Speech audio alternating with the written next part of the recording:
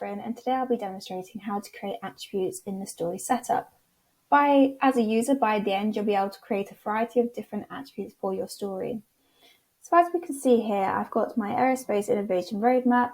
What I'm going to do is I'm going to create priority attribute and give it 3 labels of low, medium, and high. So to create an attribute in a story setup, we come to the story setup as so, click on items and navigate to the attributes tab. Once you're in here, you'll be able to see all your attributes within your story, and you have the ability to the right here to add a new attribute.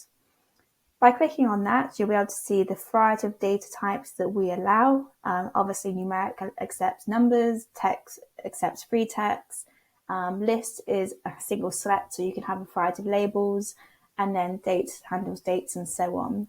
So for my priority example, I'm going to create a list attribute, and I'm going to scroll down, you'll see it's being created there.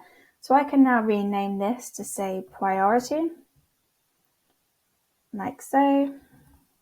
And I can go ahead and add some new labels. So we've got high, medium, and low.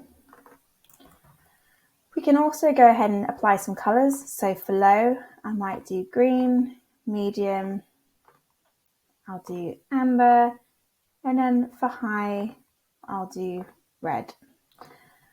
What this allows you to do is that if you portray the priority attribute on a view as a background or border colour by, what this will mean is that the items will be coloured based on this label colouring here.